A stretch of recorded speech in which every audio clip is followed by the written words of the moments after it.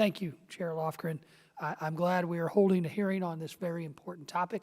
The public has spoken, and the demand is clear. Americans want more certainty that their elected representatives are acting in good faith with their financial decisions. Today provides a unique opportunity to bring together experts from across the political spectrum to assess proposals on how best to move forward to increase transparency and accountability across Congress. I look forward to these discussions. I'm confident this hearing will serve to inform us as we move forward in the legislative process. I'd like to begin by discussing some of the financial transparency measures already in place.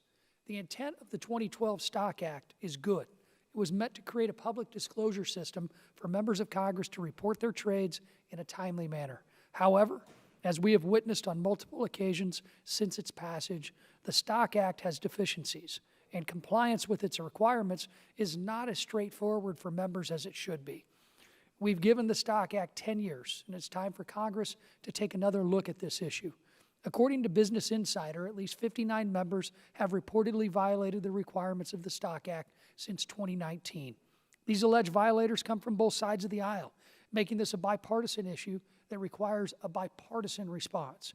Given the broad distribution of these alleged violations across the various ideological groups in Congress, I'm confident that the majority, if not all, of them weren't malicious but inadvertent, illustrating a failure on multiple levels.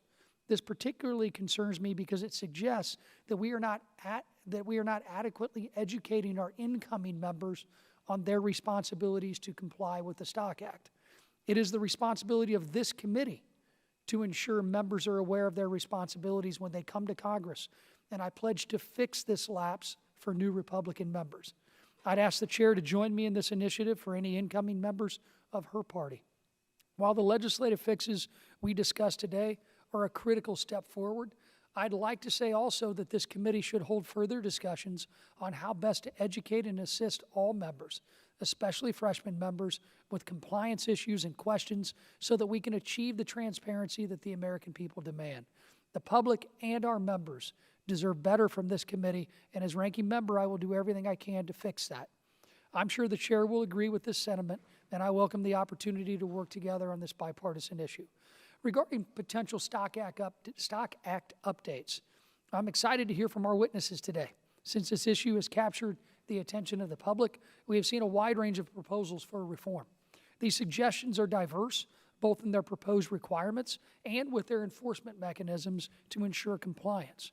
Now, I don't really have many stock holdings other than retirement, but in anticipation of this hearing, I spoke with my financial advisor from my home district. It's actually my wife's financial advisor, a little bit of me, mostly her.